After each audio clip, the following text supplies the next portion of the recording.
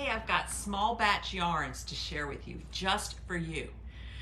These yarns come from very small dyers who only dye for a small number of shops, and I'm Cadence Kidwell at Fuzzy Goat, and I'm really excited to be able to bring these to you.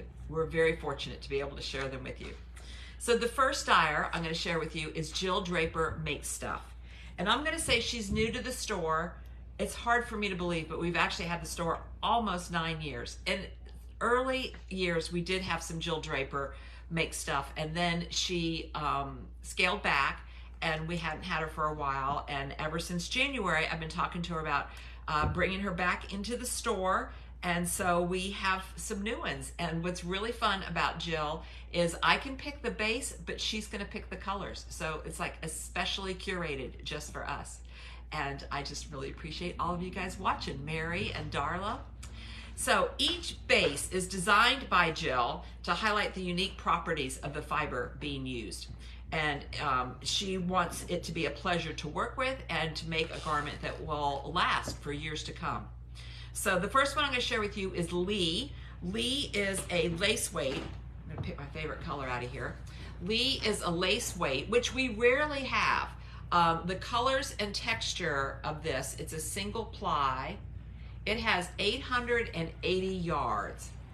And I've got some patterns to share with you about that. Lee is from Rambouillet wool. So for those of you that like to know even what type of sheep, that's really great. These are all U.S. bred sheep raised in the U.S.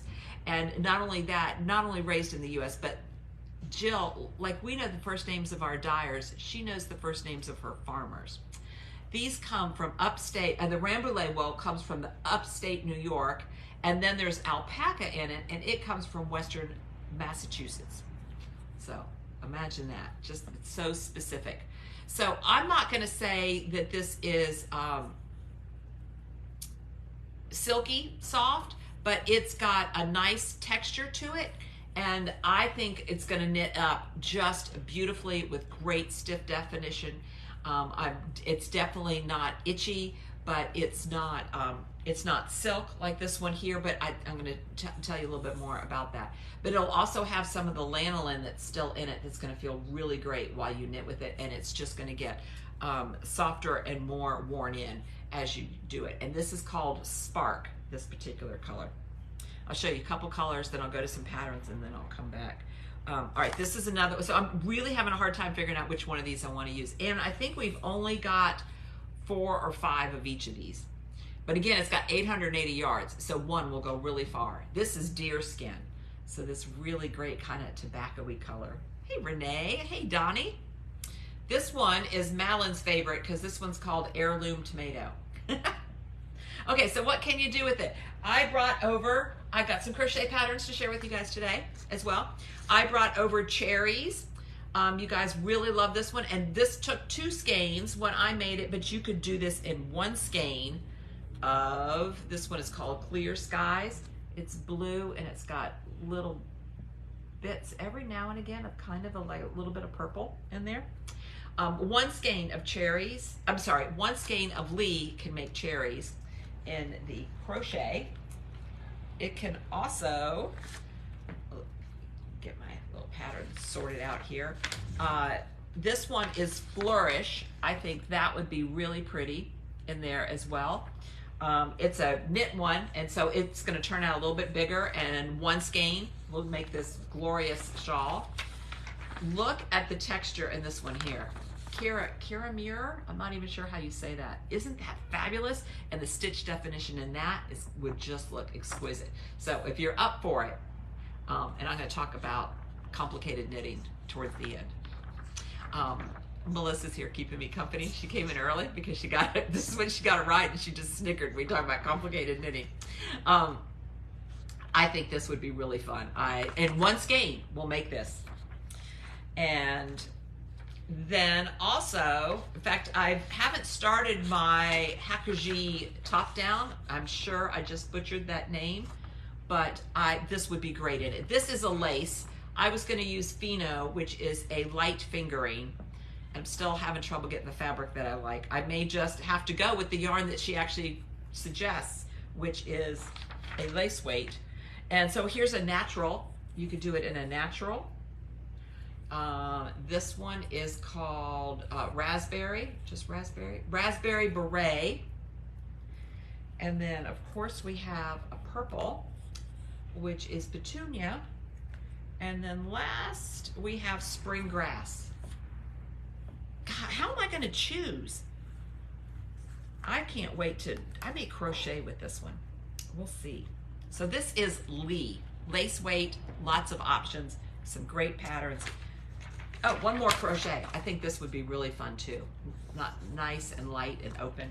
And the great thing about crochet, especially when you make a scarf, is it's reversible. Like you don't have to worry about whether you've got it on right or wrong side. I have to get to my second list of details here. Okay, the other one base that Jill Draper sent us is Barstow. This one is a fingering, and this fulfills Jill's dream to make a classic all-wool sock yarn non-superwash. So it's rare that we have non-superwash yarn in the shop. In fact, Lee is also non-superwash. So let me talk a little bit about that. Superwash is so that you can wash it and it won't felt. Superwash, if you have the fibers of the yarn, the yarn particularly has like little scales on it. You can't see them. And that's what fuses themselves together when something felts, when you wash it with warm water or friction and heat. Sometimes it would happen under my arms and my sweaters. I can't believe I just said that, but I did. Superwash takes rid of those scales so they can't fuse together. But it also does some other things. We've been talking about that. You've heard Melissa and I talk about when we block. If it's superwash, a lot of times if we don't want it to just relax completely, we don't wet soak it, or if we do, we don't do it for as long because it can relax too much with the superwash. But the non-superwash does not do that. It stays, it keeps its stitch definition. You do have to wash it by hand. I don't wash my knits all that much. Now my socks I would wash, you know, but there's a few other things I have to hand wash, and I would just throw those in there along with it. So that's the detail about the superwash. That this does not have the superwash, and it's also, so it also has less chemicals too, and it also allows for more breathability. A lot of people say, oh, I don't want wool socks. Well, the socks I wear in the summer, the little no-show socks, mine are actually what are those socks called? Super wool, something like that. But I've been wearing them for a long time, and we're here in the South, and they are better than cotton because they breathe and they wick the moisture away. So that's all of that to say that this is gonna make a great pair of socks, but I also have other things to show you as well. So this is Barstow. This has 425 yards. It's 100% Dorset wool, which is grown in New York and spun in Pennsylvania. And so we've got some garments and some shawls. I'll start with this one here. This one here is tendril. This is actually crocheted, and you can make that with this. I think it would be beautiful. We have the links for all of these up on the product page. Thanks for watching, Barbara and Jane. Socks. This is a classic sock pattern. Tin Can Knits makes great socks. Hey, Bonnie. We've got your box here waiting for you, your fuzzy fix. Tin Can Knits makes great patterns. I've got two to show you in here. Here's one for their socks for the whole family. This would make just really rich, nice socks, but I think this yarn really deserves this sock pattern. Isn't that fabulous? That's enough to make me want to knit some socks. Fit for a Queen. That's the name of it. How perfect is that? That would be beautiful. Let me show you some colors. Look at this one here. This one is daffodil. And look how this yarn takes the color too. Just really saturated. So there's daffodil, and I showed you, was waving this one around. This one is jadeite. And then we have, okay, so I also think it would be great in some two color things. So I found this shawl here, Pines and Needles shawl. So two colors. I think this is a fabulous color. What's the name of this one? Red Effed. Let's see, what would I put with Red Effed? I might put Red Effed with Marine. put those two together. Look at that. It's going to have just nice crisp stitch definition. I might also put, if you are a Seminole fan or other garnet and gold, that would be really spiffy. And then look at this purple here. This purple is called, what's it called? Tastes Like Purple. Tastes Like Purple. With this one here called Toe Shoe, which just makes me think of You've Got Mail and what they talk about those books with the different shoes in there. Thank you. Renee's talking about her Fuzzy Fix box. She loves her Fuzzy Fix box. And let's see. Someone else was just talking about their Good Vibes box. Rita finished our recent Good Vibes box. So thank you guys. Okay, so that would be a really great, I think this Pines and Needles, I like that stitch pattern a lot. Then we have some garments. Actually I want to show you the other two color one. Okay, Sabella.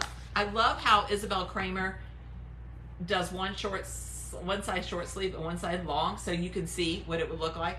I'm not sure if anybody ever actually wears this, but it's more practical probably and speedy than making a short sleeve one and then a long sleeve one. So Sabella would be really great in this sock yarn here. I mean, I say sock yarn, it's fingering, you know, it can use it for all sorts of things. And even though it doesn't have nylon, the yarn structure has lots of strength to it too.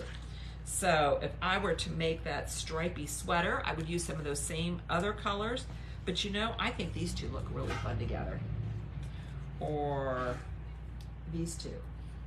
That would be really pretty. I think that might be my ticket if I was going to make a sweater. A striped sweater. I like that. Melissa and I were talking about whether, this is the stuff we talk about when we have like a second, whether you'd have to carry the yarn up or not. And I think looking at these stripes, they might be a little wide, which is what I like about the sweater, but I would probably not carry them up. That seems to be too many rows to carry that up, and so I would have to spend some time weaving in some ends. But if you want to do it all in one color, this Surrey shirt is really great also.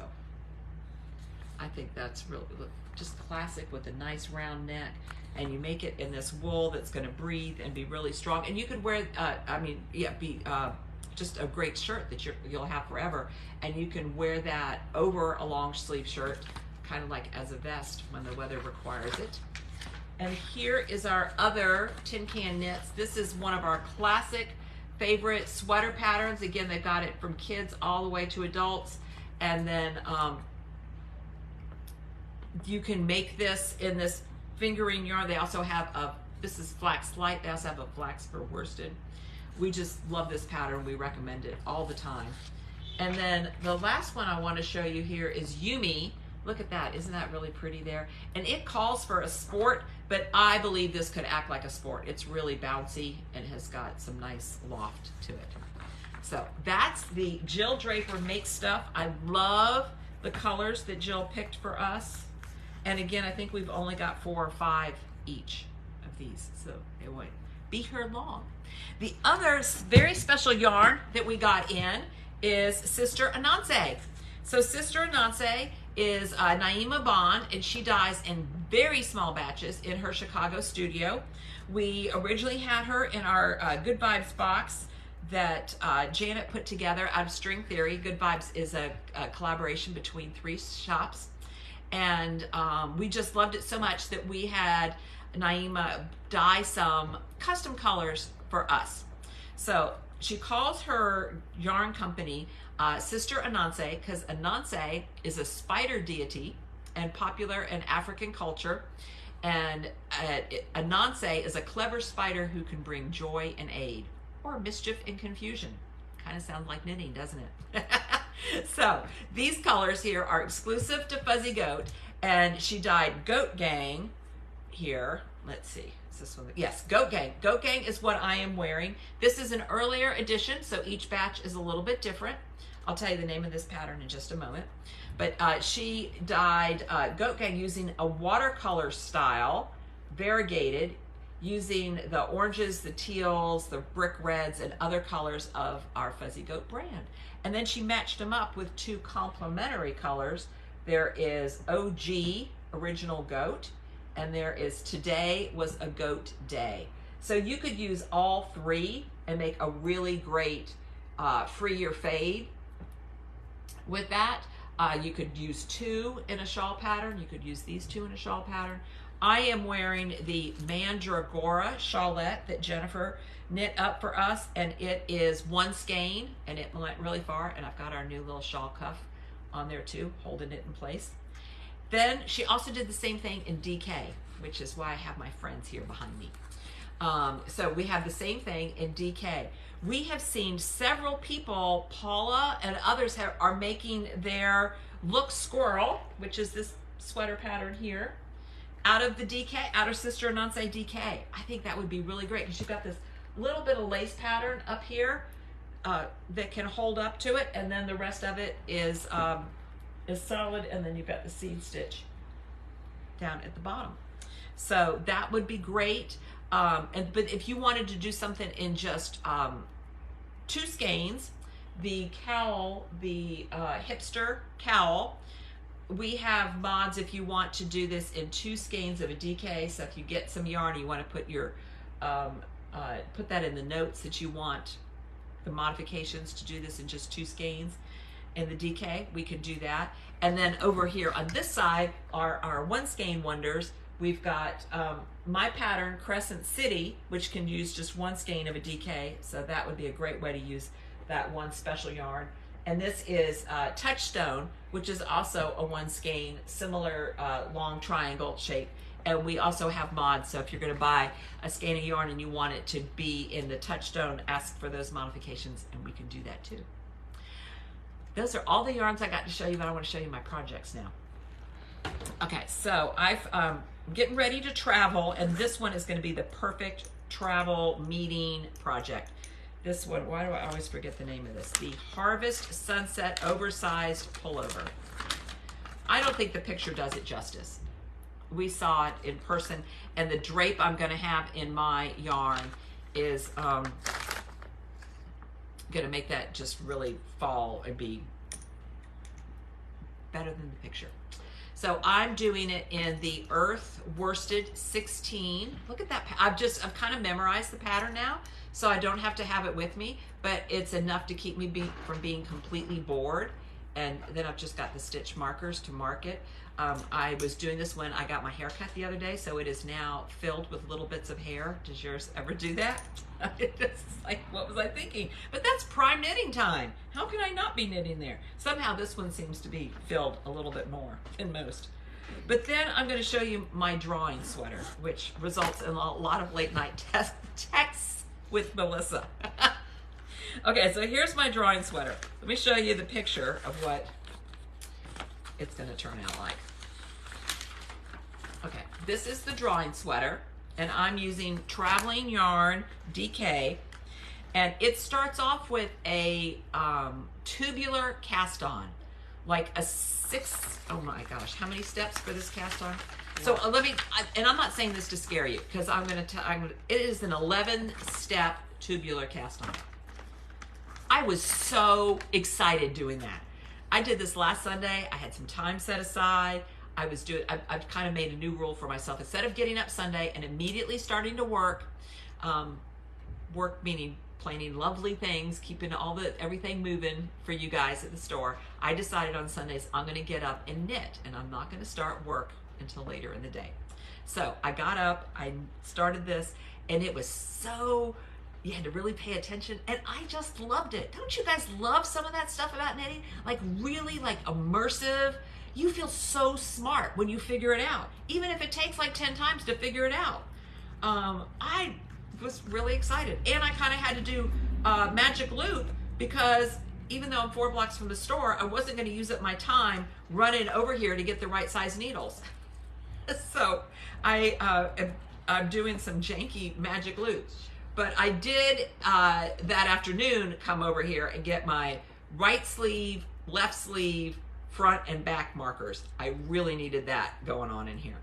Okay, so mine is going to be green.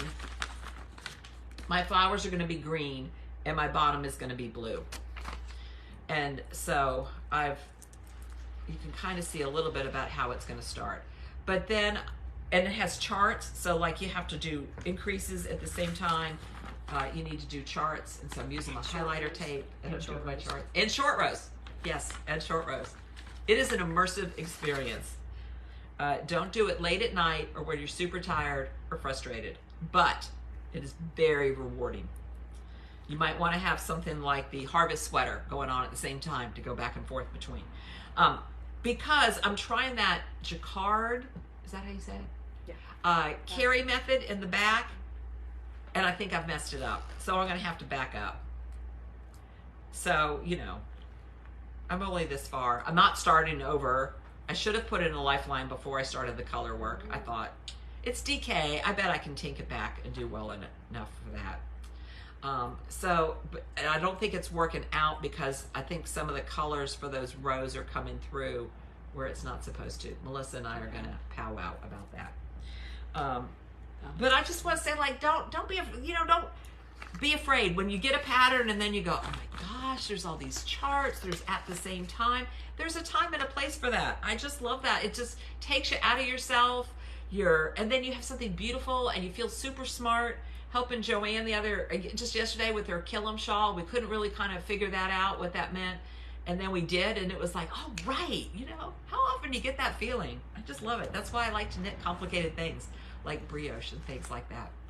So I think those are really the only two projects. I'm still plugging away on my Up All Night shawl. I realize I might be coming up on a year on that. That takes a while. Oh, well. Not that the pattern takes a while, it's just that I'm in the repetitive lace section and I should just power through, but I've been making sweaters because Melissa's contagious. That's what I got for you today. I'll have the links up to all these pattern ideas, and we hope that you take advantage of these very small dyers that worked with us and trust us with doing right by their yarns. So Jill Draper and Sister Ananse. Thank you, guys.